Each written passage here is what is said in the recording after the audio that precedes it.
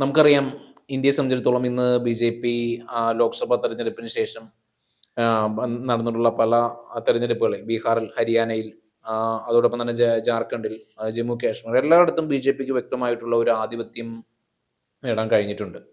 ഇപ്പൊ രാഹുൽ ഗാന്ധി ബി.ജെ.പി. അല്ല, കോൺഗ്രസും ജാർഖണ്ഡ് അല്ല, രണ്ടാമത്തെ ഏറ്റവും വലിയ ഒറ്റകക്ഷി ആരാണ്? അല്ല, ജയിച്ച ആളുകളാണ് നമ്മൾ പറയാം. ജയിച്ച ആളുകളല്ല, രണ്ടാമത്തെ ഏറ്റവും വലിയ ഒറ്റകക്ഷി ഏതാണ്? അത് മാത്രമല്ല, കോൺഗ്രസിന്റെ സ്ഥാനം എന്താണ് ജാർഖണ്ഡിൽ? കോൺഗ്രസും ജാർഖണ്ഡ് മുക്തി മോർച്ചയും കൂടി ഒരുമിച്ച് മത്സരിച്ചു. പക്ഷെ ജാർഖണ്ഡ് മുക്തി മോർച്ച ഇല്ലെങ്കിൽ കോൺഗ്രസ് ഇല്ല. കോൺഗ്രസ് ഉണ്ട്, കോൺഗ്രസ് നിലനിൽപ്പില്ല. ഇപ്പൊ അതോടൊപ്പം തന്നെ ജമ്മു കാശ്മീരിൽ കോൺഗ്രസിന്റെ അവസ്ഥ എന്താണ്? കോൺഗ്രസ് അവിടെ സഖ്യമായിട്ടാണ് മത്സരിച്ചത്. പക്ഷേ രണ്ടാമത്തെ ഏറ്റവും വലിയ ഒറ്റകക്ഷിയാണ് കോൺഗ്രസും മറ്റ് രാഷ്ട്രീയ പാർട്ടികളും സഖ്യം ചേർന്ന് ഇന്ത്യ മുന്നണിയായിട്ട് മത്സരിച്ചത്. അതുകൊണ്ടാണ്. അല്ല, ചോദ്യം വരട്ടെ. അതുമായി ബന്ധപ്പെട്ടുകൊണ്ട് അപ്പൊ ഞാൻ ചോദിക്കുന്നത്, ഈ നമ്മുടെ രാഹുൽ ഗാന്ധി അതിസാഹസികമായ പ്രകടനങ്ങൾ നടത്തുന്നു, വോട്ട് ചോരി യാത്ര നടത്തുന്നു, ഇതൊക്കെ കൊണ്ട് പ്രയോജനം ഉണ്ടാകുമെന്ന് തോന്നുന്നുണ്ടോ? കാരണം അദ്ദേഹം മുമ്പ് ജോഡോ യാത്ര നടത്തിയിരുന്നു. ജോഡോ യാത്ര നടത്തിയതിന്റെ പരിണിതഫലമാണ് ലോക്സഭാ തെരഞ്ഞെടുപ്പിൽ കേവല ഭൂരിപക്ഷം ഉറപ്പിച്ച അത് ഇന്ത്യ മാത്രമല്ല, അത് ബാക്കി പ്രാദേശിക പാർട്ടികളുടെ കരുത്ത് കൂടിയല്ലേ? പ്രാദേശിക പാർട്ടിയുടെ കാര്യത്തിലല്ലേ ബി.ജെ.പി. കേന്ദ്രം ഭരിക്കുന്നത്? തെലുങ്കുദേശം പാർട്ടി മൂത്രമൊഴിക്കാൻ പോയിക്കേണ്ട സർക്കാർ ഏറ്റവും വലിയ ഒറ്റകക്ഷിയാനാണ്. പക്ഷേ ചന്ദ്രബാബു നായിഡു മൂത്രമൊഴിക്കാൻ പോയ ഏറ്റവും വലിയ ഒറ്റകക്ഷിയാനാണ്. ഒറ്റകക്ഷി ബി.ജെ.പി. ആണ്. പക്ഷേ കോൺഗ്രസ് സഖ്യകക്ഷികളുടെ ബലത്തിലാണ് ജയിച്ചെന്ന് പറയുമ്പോൾ ചന്ദ്രബാബു നായിഡുവും നിതീഷ് കുമാറും മൂത്രമൊഴിക്കാൻ പോയാലും നരേന്ദ്രമോദിക്ക് ഇന്ത്യൻ രാഷ്ട്രീയത്തിന്റെ ചരിത്രത്തിൽ നമ്മൾ പരിശോധിച്ച് നോക്കിക്കഴിഞ്ഞാൽ ഈ പറയുന്ന കരുത്തരായിട്ടുള്ള ഓപ്പോസിഷൻ ഇല്ലാതിരുന്ന സമയത്ത് കൂടി, നെഹ്റുവിന്റെ കാലത്ത് അല്ലാതിരുന്നിട്ട് കൂടി, മൂന്നാമത്തെ ടേം കോൺഗ്രസിന് 138 വർഷത്തെ പഴക്കമുള്ള കോൺഗ്രസിന് ചില സ്വാധീനക്കുറവ് സംഭവിച്ചിട്ടുണ്ട്, അല്ലെങ്കിൽ ചില ക്ഷീണം സംഭവിച്ചിട്ടുണ്ട് എന്ന വസ്തുത ഞാൻ മറച്ചു വെക്കുന്നില്ല. പക്ഷേ കാശ്മീർ മുതൽ കന്യാകുമാരി വരെയുള്ള ഇന്ത്യ രാജ്യത്ത് ഇന്ന് മുഴുവൻ ബൂത്തുകളിലും ഒരു പ്രവർത്തകനെങ്കിലും ഉള്ള ഏക രാഷ്ട്രീയ പാർട്ടി അത് കോൺഗ്രസ് മാത്രമാണ്. അത് നിഷേധിക്കാൻ കഴിയാത്ത വസ്തുതയാണ്. അല്ല, ഒരിക്കലുമില്ല. നമ്മളൊന്ന് പരിശോധിച്ച് നോക്കി കഴിഞ്ഞാൽ മതി. കോൺഗ്രസ് തകർന്ന തരിപ്പണമായിട്ടുള്ള സംസ്ഥാനങ്ങൾ മാത്രം നമ്മളൊന്ന് പരിശോധിച്ച് നോക്കി. കോൺഗ്രസ് തകർന്ന തരിപ്പണമായ സംസ്ഥാനങ്ങളിൽ കോൺഗ്രസിന്റെ അവസ്ഥ. തമിഴ്നാട്ടിൽ കോൺഗ്രസിന് ഒരു പ്രവർത്തകന് കോൺഗ്രസിനുണ്ട്. വെസ്റ്റ് ബംഗാളിൽ എന്താണ് കോൺഗ്രസിന്റെ അവസ്ഥ? ഒറീസയിൽ എന്താണ് കോൺഗ്രസിന്റെ അവസ്ഥ? ജാർഖണ്ഡിൽ എന്താണ് കോൺഗ്രസിന്റെ അവസ്ഥ? തമിഴ്നാട്ടിൽ ബി.ജെ.പിയുടെ അവസ്ഥ എന്താ? കാശ്മീരിൽ എന്താണ് കോൺഗ്രസിന്റെ അവസ്ഥ? തെലങ്കാനയിൽ ബി.ജെ.പിയുടെ അവസ്ഥ എന്താ? ആന്ധ്രയിൽ ബി.ജെ.പിയുടെ അവസ്ഥ എന്താ? ആന്ധ്ര ചോദ്യങ്ങൾക്ക് മറുചോദ്യമല്ല ഞാൻ ചോദിക്കുന്നത്. ഈ പറയുന്ന സംസ്ഥാനങ്ങളിലെല്ലാം തന്നെ ഞാൻ പറയുന്ന സംസ്ഥാനങ്ങളിൽ ബി.ജെ.പി. ഇല്ല. ആ സംസ്ഥാനങ്ങളൊന്നും കോൺഗ്രസ് അധികാരത്തിലുള്ള സംസ്ഥാനങ്ങൾ. തെലങ്കാന ഭരിക്കുന്ന കോൺഗ്രസ്. എന്റെ അറിവിൽ തെലങ്കാന മുഖ്യമന്ത്രി രേവന്ത് റെഡ്ഡിയാണ്. ഇന്നത്തെ പത്രം ഞാൻ വായിച്ചില്ല. ഇന്നലെ വരെ അയാൾ കോൺഗ്രസ് ആയിരുന്നു. അത് മാത്രമല്ല ഞാൻ പറയുന്നു, ഈ സംസ്ഥാനങ്ങളിലെല്ലാം തന്നെ ഒരു നാൾ കോൺഗ്രസ് ഭരിച്ചിരുന്നായിരുന്നു. ബി.ജെ.പി. ഈ സംസ്ഥാനങ്ങളെല്ലാം ഭരിച്ചിട്ടുണ്ടോ? ഈ തമിഴ്നാട് ഭരിച്ചിട്ടുണ്ടോ? ബി.ജെ.പി. ഭരിച്ചിട്ടുണ്ട്. തമിഴ്നാട്ടിലെ രാഷ്ട്രീയ സാഹചര്യം കോൺഗ്രസ് ഭരിച്ചതിന് ശേഷം അവിടെ ഒരു ദേശീയ പാർട്ടി അധികാരത്തിൽ വന്നില്ല. ദ്രാവിഡ രാഷ്ട്രീയ പാർട്ടികൾ പ്രാദേശികവാദം പറഞ്ഞ് അധികാരം പിടിച്ച സംസ്ഥാനമാണ് ഏത്? തമിഴ്നാട്. ആന്ധ്രയിൽ കോൺഗ്രസ് ഭരണത്തിന് പുറത്താ. കാരണം എന്താണെന്നറിയോ? വൈ.എസ്. രാജശേഖര റെഡ്ഡിയുടെ മരണവും അതിനെ തുടർന്നുണ്ടായ ചില സംഭവ വികാസങ്ങളും. അത് മാത്രമല്ല, ആന്ധ്ര വിഭജനമാണ് കോൺഗ്രസിനെ അവിടെ ക്ഷയിച്ചത്. പക്ഷേ കോൺഗ്രസ് അവിടെ തിരിച്ചു വരും. വൈ.എസ്.ആറിന്റെ മകൾ ശർമിള ഇപ്പോൾ അവിടെ PCC പ്രസിഡന്റാ. കോൺഗ്രസ് തിരിച്ചു വരും. അതിലൊന്നും ഒരു സംശയമില്ല. വൈ.എസ്.ആറിന്റെ ജഗൻമോഹൻ റെഡ്ഡിയോട് വരെ എന്ത് തരത്തിലുള്ള നിലപാടാണ് സോണിയാഗാന്ധി സ്വീകരിച്ചത്? മക്കൾ രാഷ്ട്രീയത്തെ പ്രോത്സാഹിപ്പിച്ചില്ല, സത്യം തന്നെയാണ്. അങ്ങനെയാണെങ്കിൽ ഗാന്ധി കുടുംബത്തെ മൊത്തം പ്രോത്സാഹിപ്പിക്കാം. ഇപ്പൊ കോൺഗ്രസ് എന്റെ അറിവിൽ രാഹുൽ ഗാന്ധിയെ പ്രസിഡന്റ് ഗാന്ധി കുടുംബത്തെ പ്രോത്സാഹിപ്പിക്കാൻ കഴിയുമ്പോൾ മക്കൾ രാഷ്ട്രീയത്തിൽ പ്രോത്സാഹിപ്പിക്കാൻ കഴിയില്ല എന്നുണ്ടെങ്കിൽ ഗാന്ധി കുടുംബം എന്നുള്ള ഒരു കുടുംബം തന്നെ ഉണ്ടാവില്ലല്ലോ ഇന്ത്യയിൽ. അങ്ങനെ മനസ്സിലായില്ല. മക്കൾ രാഷ്ട്രീയത്തെ പ്രോത്സാഹിപ്പിക്കാൻ കഴിയില്ല എന്നുണ്ടെങ്കിൽ ഗാന്ധി കുടുംബം എന്നുള്ള കുടുംബം തന്നെ ഉണ്ടാവില്ല. ഈ രാജ്യത്തിന് വേണ്ടി ജീവൻ ബലിയർപ്പിച്ച കുടുംബത്തിന്റെ പേരെന്താണെന്നറിയോ? ആരാ? എന്ത് ജീവൻ ബലിയർപ്പിക്കുകയാണ് ചെയ്തത്? ഇന്ത്യയെ വിഭജിക്കാൻ തീവ്രവാദികൾ ശ്രമിച്ചപ്പോ ക്ഷേത്രത്തിനകത്തേക്ക് പട്ടാളത്തിനെ കയറ്റാൻ തന്റെയാണോ നട്ടലും കാണിച്ച ഒരു പെണ്ണിന്റെ പേരാണ് ഇന്ദിരാഗാന്ധി. അതിന്റെ പേരിലാണ് ശ്രീമതി ഗാന്ധിക്ക് ജനാധിപത്യത്തെ ചവിട്ടിമിടിച്ചുകൊണ്ട് ഭരണഘടന വലിച്ചെറിഞ്ഞുകൊണ്ട് അടിയന്തരാവസ്ഥ. അതിന്റെ സാഹചര്യം അടിയന്തരാവസ്ഥയുടെ പേരാണ് ഇന്ദിരാഗാന്ധി എന്ന് പറയുന്നത്. അത് നിഷേധിക്കാനാവും. ഗുജറാത്തിൽ ഗർഭിണിയായ സ്ത്രീയുടെ പച്ചയായ അവരുടെ വയറ്റിനകത്തേക്ക് ശൂലം കുത്തിയിറക്കി ഭ്രൂണം എടുത്തിട്ട് ഇങ്ങനെ ആറാട്ട് നടത്തിയ രാഷ്ട്രീയ പാർട്ടിയുടെ തുടക്കം എഴുതുന്നായിരുന്നു. അതിന്റെ തുടക്കം എന്തായിരുന്നു? കാരണം എന്തായിരുന്നു അതിന്റെ തുടക്കം?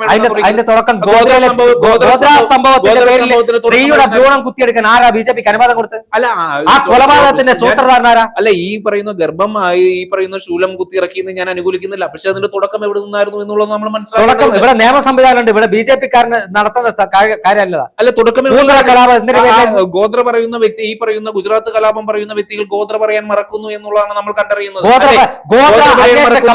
അന്വേഷണ കമ്മീഷൻ റിപ്പോർട്ട് എന്താ? സുപ്രീം കോടതി ആസൂത്രിതമായ കൊലപാതകമാണ്. സുപ്രീം കോടതി ആരെയാണ് കുറ്റവിമുക്തനാക്കിയത്? സുപ്രീം കോടതി കുറ്റവിമുക്തനാക്കിയ വ്യക്തിയുടെ പേരെന്താണ്? ഇന്ദിരാഗാന്ധി. ഇന്ദിരാഗാന്ധി മരിക്കുന്നതിന് മുമ്പ് അവരുടെ ഏതെങ്കിലും കേസിൽ ആരോപണം ഉണ്ടായിരുന്നു? അവരെ കുറ്റവിമുക്താക്കിയില്ലേ കോടതി? അല്ല, ഞാൻ ചോദിക്കുന്നു, ന്യായം ബിജെപിക്കാരന്റെ മാത്രം പോരാ, ന്യായം എല്ലാവർക്കും ഒരേപോലെ. അടിയന്തരാവസ്ഥയെ നമ്മൾ എങ്ങനെയാണ് ന്യായീകരിക്കാൻ കഴിയുന്നത്? അടിയന്തരാവസ്ഥയെ ഒരു കോൺഗ്രസ് നേതാവ് പോലും ന്യായീകരിച്ചിട്ടില്ല. ഡൽഹി തുർക്കിഷ്മാൻ അടിയന്തരാവസ്ഥയെ കോൺഗ്രസ് തള്ളിപ്പറയേണ്ട സാഹചര്യത്തെ തള്ളിപ്പറഞ്ഞിട്ടുണ്ട്. പക്ഷേ ഗുജറാത്ത് കലാപത്തെ ഇന്ന് ന്യായീകരിക്കുന്നവരാണ് സംഘപരിവാറിന്റെ ആളുകൾ. അടിക്ക് തിരിച്ചടി എന്നുള്ളത് തന്നെയാണ് നിലപാട്. അടിക്ക് തിരിച്ചടി എന്നുള്ള നിലപാടിൽ അതിൽ യാതൊരു വിട്ടുവീഴ്ചയും ഇല്ല. പക്ഷേ അത് അതിഭീകരമായി പോയി എന്നുള്ളത് ഇന്ത്യയുടെ ആത്മാവായ ഇന്ത്യയുടെ രാഷ്ട്രപിതാവ് മഹാത്മാഗാന്ധിയുടെ ഇടനെഞ്ചിലേക്ക് വെടിവെച്ച് അദ്ദേഹത്തെ കൊലപ്പെടുത്തിയ സംഘപരിവാറിൽ നിന്ന് രാജ്യം മറ്റൊന്നും വെടിവെച്ച് കൊലപ്പെടുത്തിയ സംഘടനയാണല്ലോ ഈ പറയുന്ന ഹിന്ദു മഹാസഭ. ആ ഹിന്ദു മഹാസഭ എന്തുകൊണ്ടാണ് നിരോധിക്കാതിരുന്നത്? ആ ഹിന്ദു മഹാസഭയുടെ പ്രസിഡന്റ് ഗാന്ധിവാദത്തിനെ തുടർന്ന് നിരോധിച്ച സംഘടനയുടെ പേരെന്താ? അല്ല, ഞാൻ ചോദിക്കുന്നത് ഈ പറയുന്ന ഗാന്ധിവാദത്തിനെ തുടർന്ന് നിരോധിച്ച സംഘടനയുടെ പേരെന്താ? RSS ആണ്. എന്തിനാ നിരോധിച്ചത്? ആ നിരോധനം മാത്രമല്ല, ഈ ഗോഡ്സെ പ്രവർത്തിച്ചിരുന്ന സംഘടന, ഈ സംഘപരിവാർ എന്ന് പറഞ്ഞ ശൃംഖലയല്ലേ ഗോഡ്സെ പ്രവർത്തിച്ചിരുന്ന. ഇത് ഞാനൊരു കാര്യം പറയട്ടെ, RSS തന്നെയാണ് ഇവിടുത്തെ BJP, RSS തന്നെയാണ് ഇവിടുത്തെ ഹിന്ദു മഹാസഭ, RSS തന്നെയാണ് ഇവിടുത്തെ വിശ്വ ഹിന്ദു പരിഷത്ത്, RSS തന്നെയാണ് ഇവിടുത്തെ ബജരംഗ് ദള്, RSS തന്നെയാണ് ഇവിടുത്തെ യുവമോർച്ച, RSS തന്നെയാണ് ഇവിടുത്തെ ABVP. എല്ലാം ഒരു സാധനം തന്നെയാണ്. അല്ല, അങ്ങനെയാണെന്നുണ്ടെങ്കിൽ മുസ്ലിം ലീഗും പോപ്പുലർ ഫ്രണ്ടും ജമാഅത്തെ ഇസ്ലാമിയും താലിബാനും എല്ലാം താങ്കൾ അംഗീകരിക്കില്ല. സംഘപരിവാർ സംഘടനകളല്ലേ? മുസ്ലിം ലീഗിന് സംഘപരിവാർ അതൊന്നുമല്ല. ഞാൻ പറഞ്ഞതല്ല സംഘപരിവാർ സംഘടനയല്ലേ? ഞാൻ പറഞ്ഞതല്ല സംഘപരിവാർ സംഘടനയാണോ അല്ലയോ? അല്ല, സംഘപരിവാർ ഞാൻ പറഞ്ഞതല്ല സംഘപരിവാർ സംഘടനയാണോ അല്ലയോ? സംഘപരിവാർ സംഘടനയല്ല. നമുക്കറിയാം ഇന്ന് ശിവസേന ആരോപമാണ്. ശിവസേന സംഘപരിവാർ, ശിവസേന മറ്റേ രാഷ്ട്രീയ കോൺഗ്രസിനൊപ്പമൊന്നുമില്ല.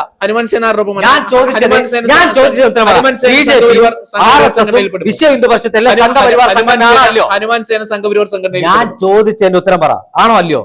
അല്ലല്ല, സംഘപരിവാർ സംഘടനയ്ക്ക് സമ്മതിക്കില്ല. പിന്നെ നിങ്ങൾക്ക് എന്താ ഹിന്ദു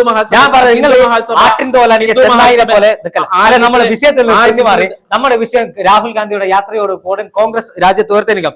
ഒരു സംശയവും വേണ്ട, കോൺഗ്രസ് ഉയർത്തെഴുന്നേക്കും. കാരണം ഇന്ത്യയിലെ ഭൂരിപക്ഷം കർഷകർക്ക് എന്ത് ലക്ഷണമാണ് കാണിക്കുന്നത്? കോൺഗ്രസ് ഉയർത്തെഴുന്നേൽക്കുന്നത് ഞാൻ പറയട്ടെ, ഇന്ത്യയിലെ ഭൂരിപക്ഷം കർഷകർക്ക്, ഇന്ത്യയിലെ ഭൂരിപക്ഷം വരുന്ന സാധാരണക്കാരന് മനസ്സിലായി നരേന്ദ്രമോദിയും സംഘപരിവാറും പൊള്ളയായ വാഗ്ദാനം നൽകി. അതുകൊണ്ടാണ് 3 സംസ്ഥാനങ്ങളിലേക്ക് കോൺഗ്രസ് ഒതുങ്ങിയത്. തെരഞ്ഞെടുപ്പ് കഴിഞ്ഞിട്ടില്ല. അല്ല, അതുകൊണ്ടാണ് ഇനി കർണാടക ഭരണം നഷ്ടപ്പെടാൻ അധികം കാലഘട്ടം വേണ്ട. കോൺഗ്രസിന് ഭരണം നഷ്ടപ്പെടാൻ അധികം കാലഘട്ടം വേണ്ട.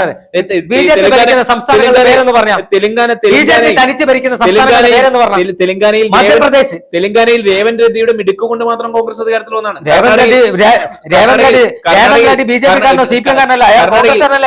കർണാടകയിൽ ഈ പറയുന്ന സിദ്ധാരാമയ്യയുടെയും ഈ പറയുന്ന DK ശിവകുമാറിന്റെയും മിടുക്ക് കൊണ്ട് കോൺഗ്രസിന് അധികാരത്തിലേക്ക് അതിന്റെ ക്രെഡിറ്റ് മൊത്തം പപ്പു എന്നുള്ള ജോക്കറിൽ കെട്ടിവെക്കുകയല്ല വേണ്ടത്. അതിന്റെ ക്രെഡിറ്റ് നരേന്ദ്രമോദിയോ? അല്ല, അറിയാതെ ചോദിച്ചാ നരേന്ദ്രമോദിയെ കൊണ്ട് അത് ആ കഥാപാത്രം ആരാണെന്നുള്ളത് ഞാൻ പറയേണ്ട ആവശ്യമില്ല. ഇല്ല, എനിക്കറിയില്ല. ഞാൻ മനസ്സിലാക്കിയ പപ്പു ഇത് ചേരുന്ന പേര് ഇന്ത്യൻ പ്രധാനമന്ത്രിക്കാ. അദ്ദേഹത്തെ അമൂൽ പുത്രൻ എന്ന് വിളിച്ച് ആക്ഷേപിച്ച ആരാണ്? മാധ്യമങ്ങളെ നേരിടാനുള്ള ചങ്കുറപ്പില്ല, അമൂൽ പുത്രൻ എന്നുള്ള നേരിടാനുള്ള ചങ്കുറപ്പില്ല, ജനങ്ങളെ നേരിടാനുള്ള ചങ്കുറപ്പില്ല. ടെലിപ്രോംപ്റ്റർ നോക്കി ഒരു ഇത് നടത്തുന്ന പ്രസംഗം നടത്തുന്ന ഒരു പ്രധാനമന്ത്രി ചരിത്രത്തിൽ ആദ്യമാണ്. 2014 അദ്ദേഹം അധികാരത്തിലേക്ക് വരുമ്പോൾ അദ്ദേഹത്തിന് ഏതെങ്കിലും ഒരു മാധ്യമത്തിന്റെ പിന്തുണ എന്തായിരുന്നു? 2002 നടന്ന ആ ഒരു കലാപത്തിന്റെ പേരിൽ മാധ്യമങ്ങൾ എപ്രകാരമാണ് മാധ്യമങ്ങൾ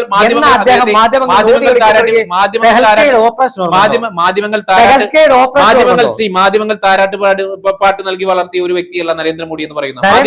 മാധ്യമങ്ങളെ PR ഏജൻസി താരാട്ടുപാടി മാത്രമല്ല, താരാട്ടുപാടി പാലൂട്ടി വീണ വായിച്ച് വളർത്തിയ വ്യക്തിയാണ് നരേന്ദ്രമോദി. 2014 മുമ്പ് എന്താണ് തെഹൽക്കയുടെ മുന്നിൽ അദ്ദേഹം എന്ന് പറഞ്ഞത്? തെഹൽക്കയുടെ സ്റ്റിംഗ് ഓപ്പറേഷനിൽ അദ്ദേഹം 2014 മുമ്പ് ഏത് മാധ്യമങ്ങളാണ് ആ അദ്ദേഹത്തിന് പിന്തുണ നൽകിയിട്ടുണ്ടായിരുന്നത്? തെഹൽക്കയുടെ അല്ല 2014 അദ്ദേഹം അധികാരത്തിലേക്ക് വരുമ്പോൾ ചരിത്രവും യാഥാർത്ഥ്യവും മറച്ചു വെക്കില്ല. ഇത് സംഘപരിവാറിന്റെ ആളുകൾ ചാനൽ ചർച്ചയിലും ഇതേ നിലപാട് സ്വീകരിക്കാം. ഇതുകൊണ്ടൊന്നും കോൺഗ്രസ് ഇവിടെ ഇല്ലാതായി പോവില്ല. കാശ്മീർ മുതൽ കന്യാകുമാരി വരെ, ലഡാക്ക് മുതൽ ലക്ഷദ്വീപ് വരെ, നാഗപ്പൂർ മുതൽ നാഗാലാൻഡ് വരെ, ആസാം മുതൽ ആന്തമാൻ വരെ വ്യാപിച്ചു കിടക്കുന്ന ഇന്ത്യ രാജ്യത്തിന്റെ മുക്കിലും മൂലയിലും മതേതരത്വത്തിന്റെയും ജനാധിപത്യത്തിന്റെയും ശുദ്ധവായു ശ്വസിക്കണമെങ്കിൽ രാജ്യത്ത് കോൺഗ്രസ് അധികാരത്തിൽ വരുമെന്ന ചരിത്ര യാഥാർത്ഥ്യം ഈ രാജ്യത്തെ ജനങ്ങൾ തിരിച്ചറിഞ്ഞു കഴിഞ്ഞു. ഇന്ത്യയെ ഇന്ന് കാണുന്ന ഇന്ത്യക്ക് മാറ്റിയ കോൺഗ്രസ് ആണ്. അതിന്റെ കാഹളം ഇവിടെ ബീഹാറിൽ നിന്ന് മുഴങ്ങും. കാഹളം മുഴങ്ങി കഴിഞ്ഞു. രാഹുൽ ഗാന്ധി നടത്തിയ ഭാരത് ജോഡോ യാത്ര BJPയുടെയും സംഘപരിവാറിന്റെയും വർഗീയത രാജ്യത്തെ ജനങ്ങളുടെ മുന്നിലേക്ക് തുറന്നു കാണിക്കുന്നതാണെങ്കിൽ BJP എങ്ങനെ അധികാരത്തിൽ വന്നു, വോട്ട് മോഷണം നടത്തി, കള്ളവോട്ടുകൾ ചേർത്ത് രാജ്യത്തെ ജനാധിപത്യത്തെ അട്ടിമറിച്ചെന്ന് ജനങ്ങളെ ബോധ്യപ്പെടുത്താനുള്ള യാത്രയാണ് ബീഹാറിൽ നടക്കുന്നത്. ഈ യാത്ര തീരുന്നതോടുകൂടി രാജ്യത്തെ മുഴുവൻ സംസ്ഥാനങ്ങളിലേക്കും രാഹുൽ ഗാന്ധി പറന്നു പിടിക്കുകയാണ്. എന്തായാലും തീയിൽ നിന്ന് ചാരത്തിൽ നിന്ന് ഉയർത്തെഴുന്നേറ്റ ഫിനിക്സ് പക്ഷിയെ പോലെ കോൺഗ്രസ് അധികാരത്തിന്റെ പാന്താവുകളിലേക്ക് തിരിച്ചു വരും. ഒരു സംശയം വേണ്ട, കള്ളന്മാരെ തുറങ്കിലടയ്ക്കും. ഇന്ത്യ രാജ്യത്ത് 2029 ഒരു നിയമസഭാ തെരഞ്ഞെടുപ്പ് ലോക്സഭാ തെരഞ്ഞെടുപ്പ് നടന്നാൽ ആ തെരഞ്ഞെടുപ്പിൽ രാഹുൽ ഗാന്ധി എന്ന് പറയുന്ന ഇന്ത്യയുടെ പുത്രൻ അധികാരത്തിലേക്ക് വരും. ഈ രാജ്യത്തിന് വേണ്ടി ജീവൻ വിലയർപ്പിച്ച ഇന്ദിരാഗാന്ധിയുടെ പൗത്രൻ, രാജീവിന്റെ പുത്രൻ അധികാരത്തിലേക്ക് വരും. അത് ഓർക്കുമ്പോൾ നിങ്ങൾ ഒരു കാര്യം മനസ്സിലാക്കാം, ഈ BJP നേതാക്കന്മാരുടെ വീട്ടിൽ വളർത്തുന്ന ഒരു പൂച്ചക്കുട്ടിക്ക് പോലും ഇന്ന് ഈ രാജ്യത്തിന് വേണ്ടി ജീവൻ വിലയിരുത്തേണ്ടി വന്നിട്ടില്ല. അത് തന്നെയാണ് ലിബറേഷൻ ഓഫ് ഗോവ ആരാണ് നടപ്പാക്കിയത്? ലിബറേഷൻ ഓഫ് ചോദിക്കും പാറങ്ങായി എന്ന് പറയുന്നത് BJP അനുകൂലികളുടെ സ്വാതന്ത്ര്യമായിട്ട് യാതൊരു ബന്ധവുമില്ല എന്ന് താങ്കൾ പറഞ്ഞു. അത് വാസ്തവവിരുദ്ധമാണ്. സവർക്കർക്ക് വേണ്ടി ഇന്റർനാഷണൽ കോർട്ട് ഓഫ് ജസ്റ്റിസിൽ ഹാജരായ വ്യക്തിയുടെ പേരെന്താണ്? സവർക്കർക്ക് വേണ്ടി സ്റ്റാമ്പ്